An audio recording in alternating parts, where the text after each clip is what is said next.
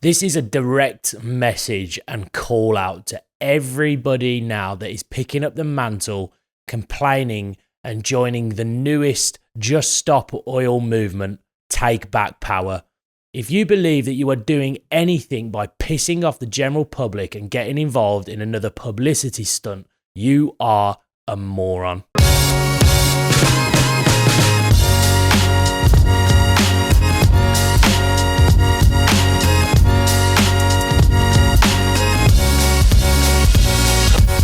They're at it again, aren't they? Take back power, just stop oil. They're the same people waving the same stupid flags and thinking that they're on a mission to actually solve any problem that they're actually advocating for, when all they do, and I mean this wholeheartedly, is piss everyone off, waste time, waste resources, and do everything they can for a slither of attention in hopes that somebody will notice and care about them enough to actually make a comment. But all they actually do is just piss everyone off.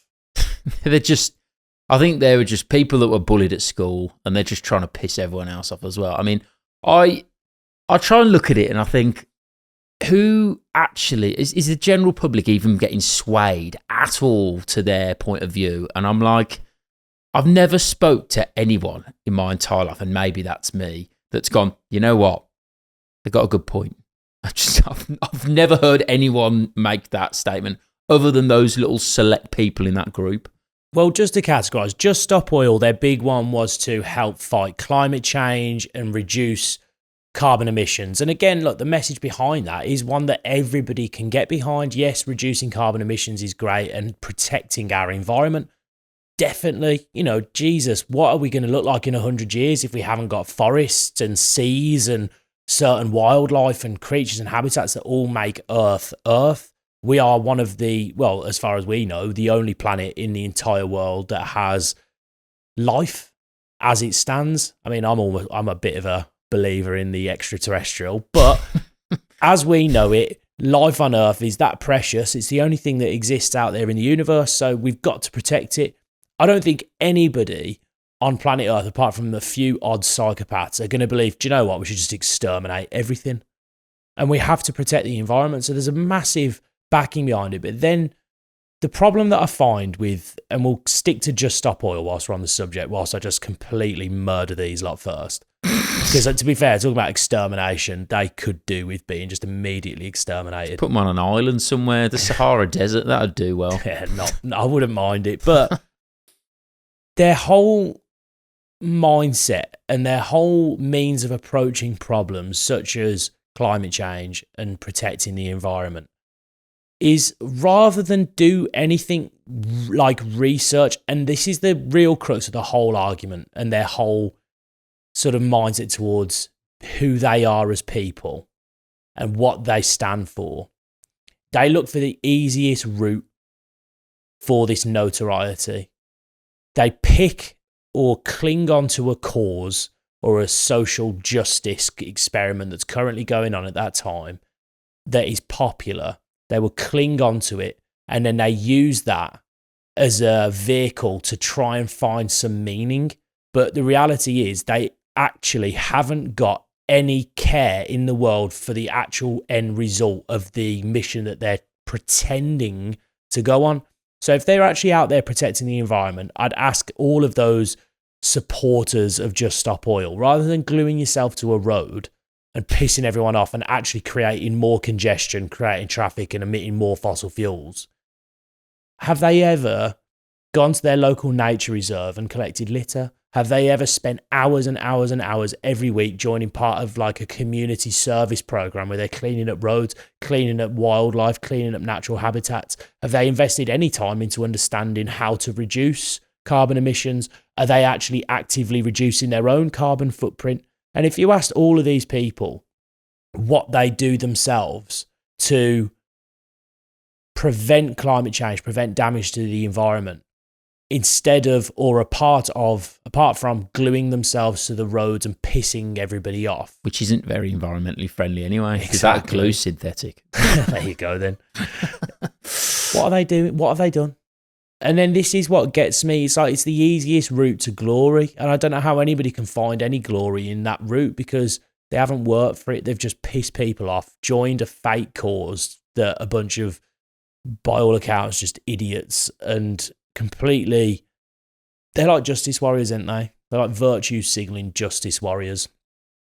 And they pick a topic and piss everyone off with their whole way of solving said topic. Well, the thing is, you've already touched on it, unless they completely go off the grid, don't want to use any oil themselves, gas themselves, electric, they've got like, I don't know, some little solar panel in the garden or something with like a, I don't know, I suppose you couldn't even use a gas little stove because that'd be unenvironmentally friendly, but they don't practice what they preach either, and it just proves, they've all got phones, they've all got laptops, they're all like integrated within any sort of technological advancement with GPS or whatever, and all this has come from energy which has been burned using the fossil fuels that they so hate, and it doesn't, you're not gonna get anywhere with, until we can harness the sun's power with like, global solar panels. I think we're stuck with oil and gas for now. 100%, and that's going to be that way for a long, long time because we can't part ourselves away from a resource that we have so closely linked our entire civilization on. It can't just be pulled away, so we have got to find other sources. Now, look, the counter-argument to this is, yes, by all accounts, we do need to raise awareness. If people did nothing, then the problem only persists. So, look, I get the argument against it. We do need to do something, but gluing yourself to a road or throwing soup at a painting and pouring chalk or orange powder on a snooker table, it just doesn't really do anything. I suppose it gains notoriety in today's day and age, but it gains the wrong type of notoriety. It's the wrong type of advertising. Whereas, the things that always generally tend to pull on the heartstrings the most are generally these hit pieces. You watch certain animal cruelty documentaries for veganism. No one that eats meat, myself included, wants to go to watch a cow being slaughtered so I can enjoy my beef burger. And or that a beak in your chicken nugget or something. There you go. But that is the reality of it. No one, you'd be quite inhumane. We realise there is a need for us to eat animal products as part of our diet. I think there is anyway. I think obviously with myself, I've, for the majority of my life, eaten mostly meat as a staple for my diet. And I find myself that it works for me. I'm a very healthy person. I don't get ill. I don't have any issues with my heart or main organs.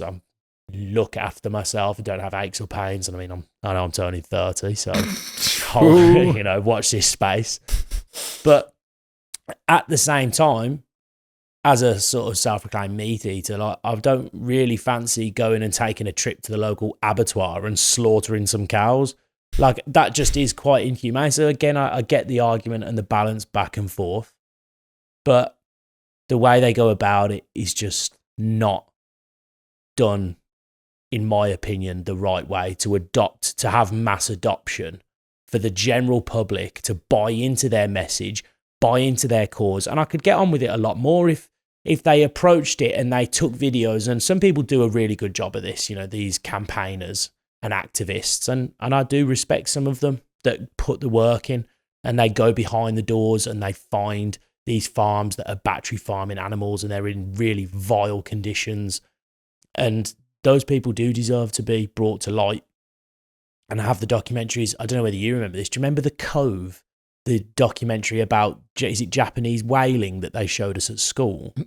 I remember seeing a part of it on South Park. That was probably a bit different. They made a comedy sketch about the whole thing. But South Park's actually quite good because it does actually pick on these topics and try to make it all satirical, but it is at the heart of it generally quite intelligent how they do it. But yeah, I think when you watch those sorts of documentaries, I think 90% of humans generally, probably more, probably 95 plus of humans generally share the same empathetic mindset towards these causes. We do, but I think for us to get mass adoption, these twats with glue and silly t-shirts need to stop doing activities that piss everyone off and start to do some of the hard work that actually yields a result. Well, I just look at them and I just tend to think they all just look very similar. They've all got blue hair. They're all fat. They're all wearing next to nothing and like ribbons and Christ knows what. And they're just, I don't know, it's like they just hate themselves. You know, you never see any of them in the gym, put it that way. You know, you're more likely to see them in a KFC, you know, claiming to be a vegan when they're not. And it's just, you know, you can tell they want burgers anyway, because all them vegan restaurants used to sprout up that have all gone dead now because obviously they've realised they need the meat. Yeah, I mean, Just Stop Oil is probably because it's clogging up their arteries. Probably, yeah. They've got thick oil in their arteries. It's probably what they're so mental. And look, I think it does seem to be the general usual suspects that generally have this same collective mindset towards it. But for me, the way I see it is, like I've said, the main crux of it is that they are lazy. They don't want to actually put in the work it takes to solve or combat these issues. And if you ask the same people that were adopting Just Stop Oil 3 years ago, if you look at them now, I reckon it's the same people that are now doing the Take Back Power campaign, which is this tax the rich. And we are getting onto that. But if they were that incentivized, or if that incensed around saving the environment and saving and reducing pollution, reducing carbon emissions, that mission doesn't change after 3 years and the next cool topic has become relevant. They would still be doing the same work that they proclaimed to be doing 3 years ago. And if you ask those same people now, what are you doing to still combat the environmental impacts of humans on Earth? They'll go, I haven't really been able to find the time for activism recently. Or I haven't really done much, you know, since everybody stopped reporting on it and it was no longer popular and we couldn't get together on a Thursday night to piss off the M42. Yeah. Funnily enough, when the weather changes, it gets all snowy, they tend to stay at home really a lot more of the time. And the other thing that I've found, which is also ridiculous when you actually think about it, do you know what percentage that the UK contributes to global house gas emissions? 1%, isn't it? 1%. China, on the other hand, is obviously probably about half, like as far as I don't know the actual figures on that one, but I know it's a lot higher. Now, why don't they all just get on a plane, go to China and maybe, you know, do some environmental activism over there, because they'll get a far more, you know, pungent sting being able to get them to calm down than us. Because if we got wiped off the face of the planet tomorrow, the UK just gone, it would make no difference. We're still going down the same road that we're going down at the minute. If we disappeared, every single person in the UK just disappeared, global warming or global change, because it's obviously gone from cooling to warming to now just climate problem again. You know, it's not going to make any difference. Cue Thanos with his glove. See what happens. But again, look, I genuinely back most of their messages. But the problem with them, and again, when it comes to actually doing real work and making real change, they don't want to do it. And I remember there's an immigration video, and this just highlights the point. It was the same people, Ukraine, Russia, the war kicked off, and things got bad quick. And I'm not here advocating for either side. War is always bad, and it yields a terrible outcome for everybody. Loss of life, destruction, cultures being wiped out. You know, there's no good benefit from it. There's sometimes people that generally tend to benefit are the countries and companies that fund the war.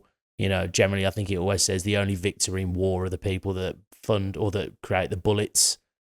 So that's generally never a good thing. And obviously, off the back of it, Ukrainian refugees or people, the population of Ukraine, namely women and children, had to leave, and they took refuge around Ukraine. And there was a lot of protesters in London and the usual places where these usual same Just Stop Oil people generally like to hang out and cause disruption. But I'm all for a peaceful protest, nothing wrong with that. And they are very much at the mindset of we must adopt as many Ukrainian refugees as possible. And once again, it's easy to be virtuous when you don't have to get your hands dirty or put any work in. And in fact, we've got a little video that we're going to play for everyone in the background. It just highlights this point very nicely for us, because this is a gentleman that's decided to go into said rally and find whether people would actually get their hands dirty and help these refugees themselves. Well, they obviously do, don't they? Let's see. Placard saying refugees welcome here. Yes. I'm just wondering if you'd like to go down on a list saying you're willing to take the refugees into your home. Of course not. Only problem is I rent. Just because you've got that refugees welcome here, I'm just wondering if you'd like to go on a list of people that's willing to actually adopt a refugee and take them into your home. Well, if I had any space, I would. If you had any space. It wouldn't be... Right, rental. Yeah. You can't do it. Yeah. Someone else's job. Yeah. Alright, thank you. To adopt a refugee and take them into your home? It's the same faces though, isn't it? It's a bit like what I'd said. I don't have the space. space. You can have a refugee stay at your house. Pink hair. Yeah, I don't mind. You go on the list? I don't mind, yeah, I can take, give me the thing. Oh wait, I can't, because my house is a little small. And amazing, that's what I was waiting for. Thank you, darling. Excuse me, my love, will you That's go what I on my was list of waiting people that's for. willing to adopt a refugee? No, thank you. No, thank you. Excuse No. me, would you be willing to adopt a refugee into your home? No. No. Would you adopt a refugee into your home? No, thank you. No? Code.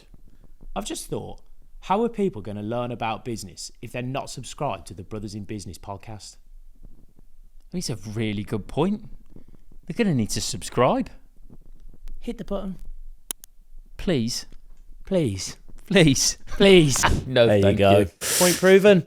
And it's a sad reality, because again, it's easy for everybody to sort of throw stones when they don't believe they're living in glass houses. It's one thing for them and another for everyone else. It's like, well, I haven't got the space, but somebody else has. It's not for me to do it. Why should I take them in? But they've got a bigger house than me. They do it. So it's, why should I help? Why should I pay for them? I shouldn't have to pay for them. But I'm here advocating that they should come here, advocating that we should adopt refugees and welcome them into our country. But you don't want to welcome them into your home. It's not for you to have to solve the problem or for you to have to do anything. You just want to look like you're doing the right thing by holding your silly little plaque with a silly stick and a silly haircut, telling everybody else that they need to get involved and they need to do their part, because you've spent a few hours standing outside with a stick and a sign that says that you welcome refugees, but when in actual fact, you don't, because you wouldn't have them in your home. And the reality is you rent, you have no room, or straight up, no thank you. It's just some of the answers. And I guarantee if you were to ask 90% of that crowd, probably then that 10 would even say no, and they would come up with excuses. And then the other 10% would say yes. But then when it actually came to follow through with it, I doubt even 10% of that 10% would want to do it. It's easy to do good, with other people's time and space and things like that, and it doesn't affect you. And it's just, like you say, it's embodiment of, just being purely hypocritical and, expecting everyone else to do the work. And it vexes me massively. So it should, because it's a real problem with today's society where people now are looking for, and it's a lot of it again is because of social media and because they see what looks like an easy to attain goal or target. They look at people standing at the top of their respective mountains or standing on that first place podium, and they don't see the journey that it took to get them there. Everybody is coined as this overnight success because they only see the successes on the social media. They don't see the blood, sweat and tears that goes into actually getting to that place of success. And so they just see the success and think, well, if I post my success or if I post my virtue, then I deserve the same recognition of as these people, because what have they done? And they just immediately discount everybody else's hard work and make out like their standing outside for 2 hours with a sign is akin to, and I'll give a great example on the Ukraine issue, a gentleman that works with us, Marcus, Portuguese origin, lovely guy, very intelligent, very capable. he joined the Portuguese army, and he found himself in Ukraine at the point of the war being declared, helping evacuate all of the refugees, helping get the women and children and the vulnerable out of the country, and then actively providing aid for the soldiers. And there's videos of him driving down in a truck with drones literally exploding next to the truck that are trying to take his life. And now he's back here, and he doesn't scream and shout about it, but he's done his part. And he's gotten involved and made a difference. And standing outside Trafalgar Square with a sign is not the same as going and getting your hands dirty overseas and actually making a difference. No, they all want to be Greta Thunberg, who's an interesting little minion. But I'm thinking myself now. I'm like, do I try and put myself in the shoes of one of these Just Stop Oil new people, and like, what's my thought process? Do I like meet up with these people and I'm like, oh, right, we're all going to do good. Like, we need to try and convince people. Like, anyone got any ideas? Someone's got some PVA glue and it's like, yeah, we'll go to the, motorway. And I'm like, do they think that people actually get convinced, like, what they're doing? Do you think when they meet up, they think, like, actually, yeah, we're going to convince a load of people today? Or do they think they're going to be like, right, we know we're going to piss everyone off, but, like, we know we're doing good, and they'll thank us in the long run. I think there's a high level of delusion. I do believe there's a high level of delusion, because it's easy when a group of people who all share a mindset truly believe that they are doing good. And I'm not for 1 second comparing them to the Nazis, but I'm sure that a lot of people that fought in certain armies on the wrong side of war, or on the wrong side of history, who were fighting in the, let's say, so-called enemy side, they probably were not thinking to themselves that we are doing bad, because as a collective, and there's so many psychological studies that have been done on this, post on the Nuremberg trials afterwards. One of the biggest claims was that they were just following orders. And this collective hive mind mindset really is quite powerful for humans. And I hate, again, it's another typical modern day justice warrior comment where they say, well, that would never be me. If I was in Germany back in 1939, I'd never be a part of that. And the reality is, you would be. That's just a sign of the times and where you were geographically at the time. Yes, obviously some people were opposed to it. Of course, there always will be. But it's easy to look back in hindsight and say, oh, well, I'm bigger than me, and I'm the big I am, and I'm so virtuous, I would never do such a thing. Because most of these people, trust me, I'd look at them and they would sell their own soul to, stay alive or to get any form of recognition. But well, they think they're on the good side, and if you were to ask any one of them to, like, go back in time and kill Hitler, I'm not saying I wouldn't, but they'd all do it. So they're virtuous enough, if they think they're on the right side, to go and murder. So if they think they're on the right side back in 1939, then surely they would go and murder them, wouldn't they? It's just they most of the time their logic falls on their own, or their argument falls on their own logic. Generally 9 times out of 10, but again, it's the main one now. I mean, we're getting onto the newest hype, which is the take back power, which we are now all for taxing the rich. That's the biggest one, that the rich are the enemy. And we've come to this full circle mindset now where the media machine spins, and we find ourselves with a new enemy in sight every so often, and we all have to direct our hatred towards those people. And now it is the rich. The rich are the center of all evil. And if you're a rich white man, this game over. It's a bad day at the office. But again, they come at it from the same mindset that we use for the Just Stop Oil. It's like, well, they're rich, right? And if they were all outside, the most recent one being that they've thrown an apple crumble at the crown jewels and custard. I'd love an apple crumble and custard. One of my favourite desserts. Quick side note.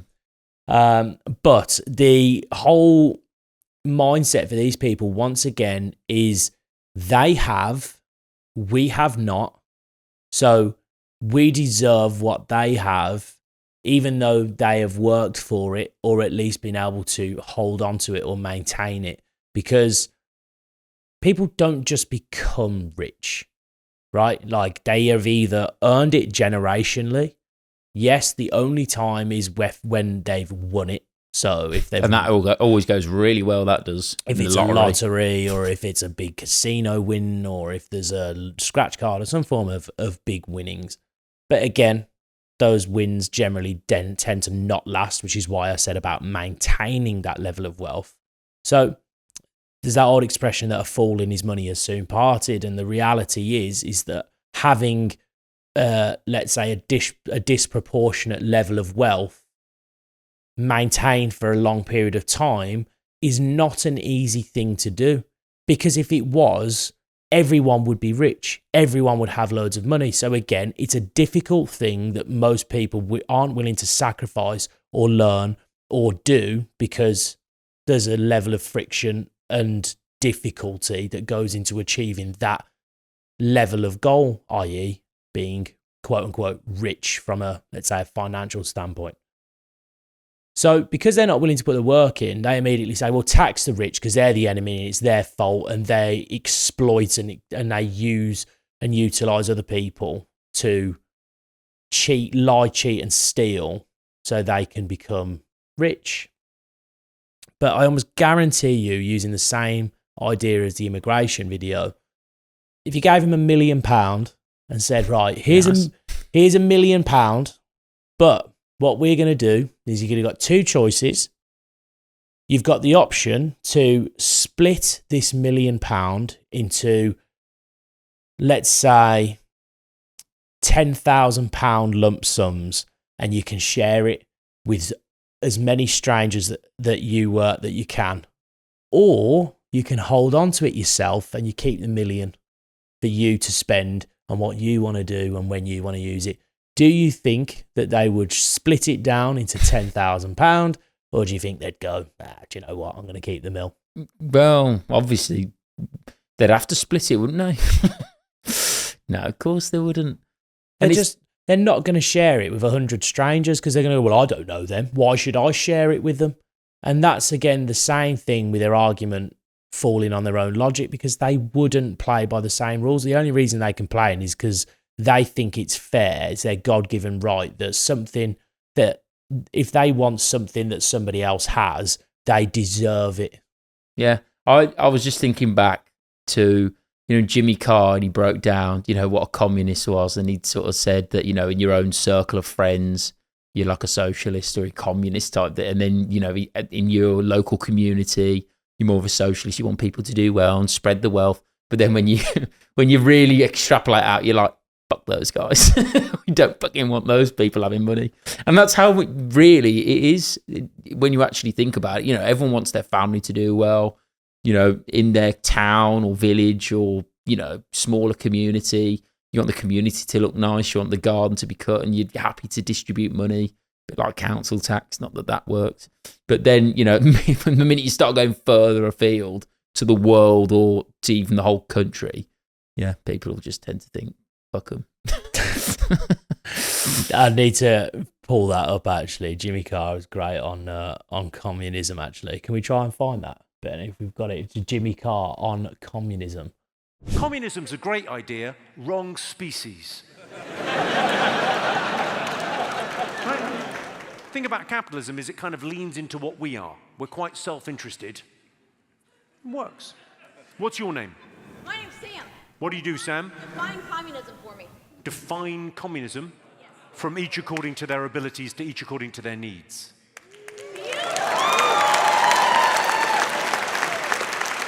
Yeah. It just doesn't scale. Everyone is a communist. All of you are communists with your family. If you've got kids, you're a fucking communist at home. Each according to their needs, you take care of them. Of course you do. And as things get wide in your local community, you might be a socialist.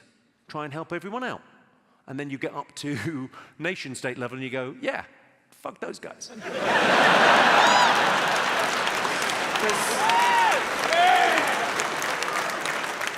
There's always going to be an in-group preference. I'm sorry, but you're human beings, unlucky.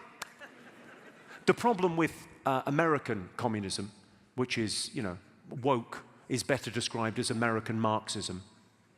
Can't What it mess is with Jimmy instead Carr of when trying it to comes to redistribute wealth, which is a perfectly reasonable thing to want to do, this level of logic. I think they he want went to to Cambridge redistribute or Oxford. status.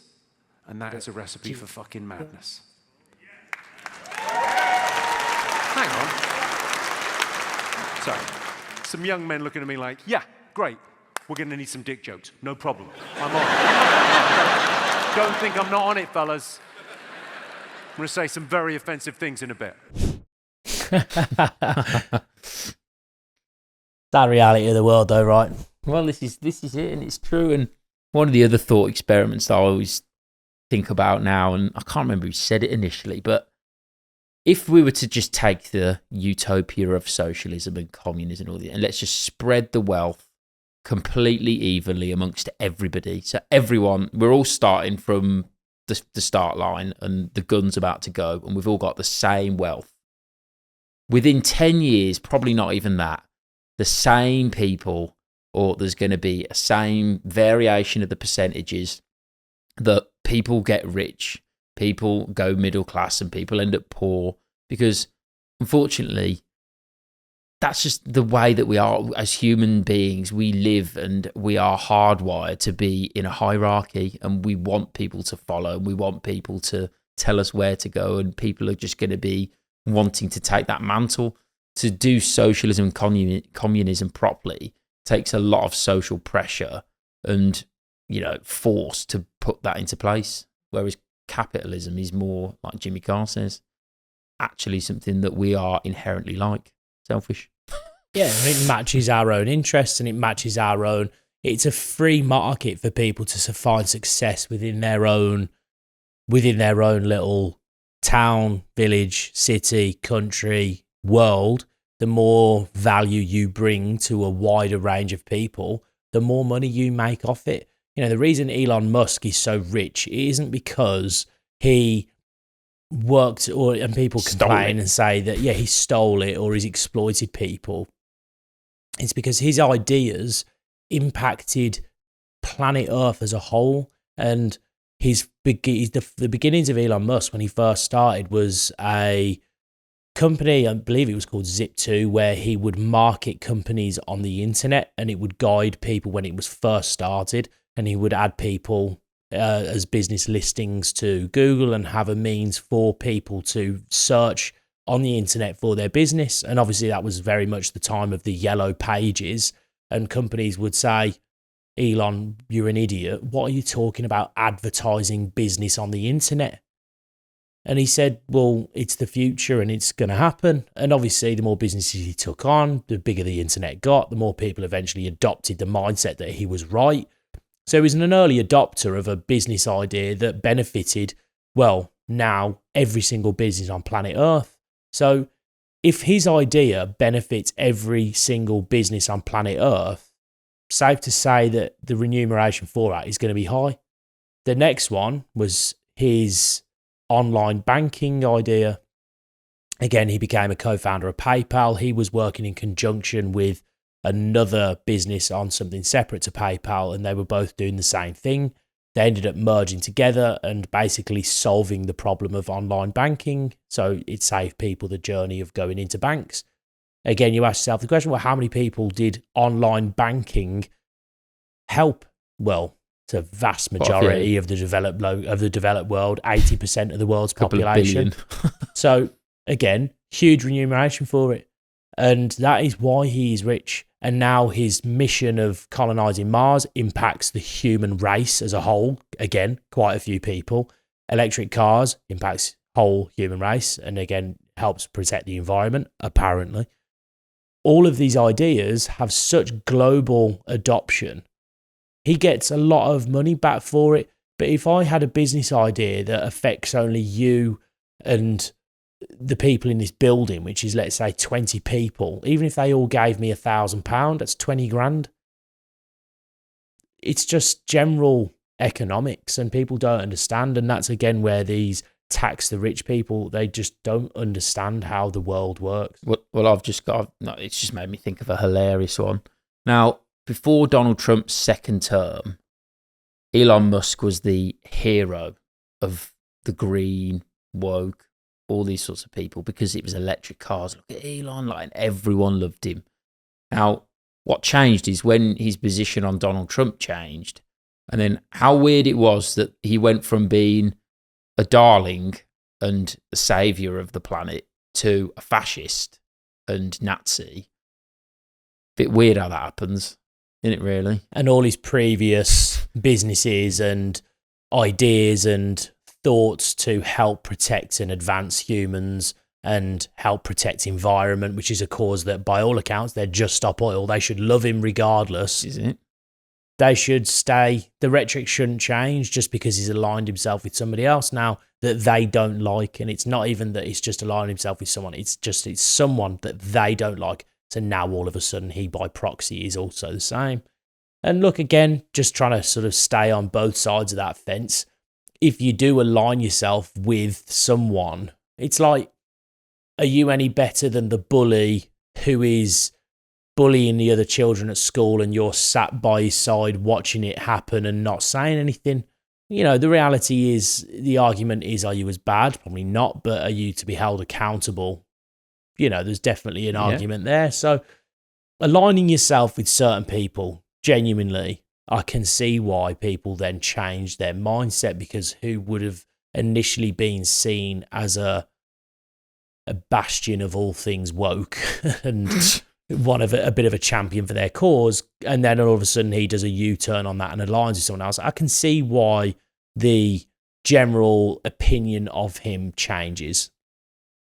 But again, the other issue is that people now from both sides generally tend to not look at things pragmatically and say, right, well, me as someone that looks at Donald Trump, looks at him and thinks the guy says a lot of crazy shit. Clearly. He also does a lot of incredible things, like with regards to Israel and Gaza, with regards to preventing Pakistan and India, helping release hostages. He's advocating for no war. He's advocating Ukraine for and Russia, trying to negotiate that. He's trying to help that. He's trying to help prevent so many things. Now, does he get everything right? No, but you can look at that pragmatically and say, yeah, these have been some great decisions and these have been some bad ones, but at least he's taking action, which is more than can be said for not just taking any action, but taking relevant action to help tackle a problem, which is more than can be said for the just stop oil, take back power twats, who by all accounts are taking some action, minimal, but it's not relevant and it's not helpful to anyone. Disgust me. Yeah, and we can just look at the results and say, well, due to what they've done, has the climate got better, or has it got worse, or stayed the same? Now, I would argue that climate, in how they define it in terms of emissions, are getting worse because they're not coming to the right place. They're going to the UK, which emits 1%. They need to go somewhere different, like India, China, Russia. They're the one producing all the oils. So good luck, but I'd send them on the way there and hopefully they have a bit better return. I just wish for once that people would stand on business. And if they're saying they're going to do something, do it. And I mean, the last one actually have just reminded me of people, it's easy for people to sound virtuous and try and do good and pretend like they are a good person. And in this example, I know, again, there was it Tucker Carlson and Mark Cuban? Let's see if, I think we've got a little video actually saying that. We've got Tucker Carlson, we've got Mark, who, again, back to the Ukraine and Russia problem, or war, more than just a problem. And Mark, let me ask you a question. What's your take on whether we should be sending money to Ukraine or not? Were you in favor of that? Man, they need it. I mean, honestly, I don't have a good answer. I can make an argument both ways, and half my family's Ukrainian. He's just waiting for a strike. So, personally, I think we should help, but I don't have a studied answer for you. How much money have you sent to Ukraine? None. Oh, so we. You're the one whose family's from Ukraine. Like, why don't you send them $1 billion?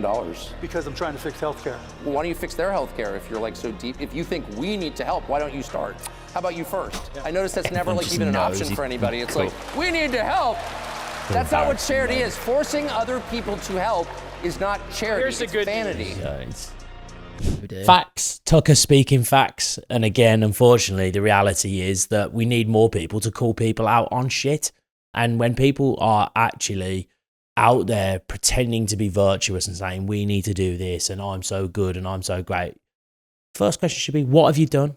What have you actually done with regards to this problem that you're advocating for? What have you done that has helped? Not what have you done that's pissed everyone off. Not what have you said. Again, I go back to, and I remember that whole BLM movement where everybody put a black square on their Instagram. And I'm like, good job. Nice one. That's really helping tackle racism, like with your black square on Instagram. You haven't posted it because you care about racism. You haven't posted it because you care about BLM. You haven't posted it because you care about equality. You posted it because it's the flavour of the month and you think it's going to get you a like. And it's wild what people will do nowadays for that small bit of attention. Like start a podcast. It's literally just about to turn around. But anyway. Either way, who cares what we think? That's the reality of it. I just think that, look, the world, everybody wants the world to be a better place. Everybody wants everybody to have more money. Everybody wants everybody to live in this socialist utopia that nobody would argue against, but the reality of us getting there is just not possible. And if you are out there gluing yourself to a road, throwing crumble at crown jewels, or throwing soup at a painting, give your head a wobble, sort yourself out, and please go and do something useful. Until then, we are the Brothers in Business. Remember to subscribe, like, drop a comment if there's anything we've said in this video that you don't agree with, because I'd love to roast you all in the comments. So I'll see you in the next video, and thanks for watching.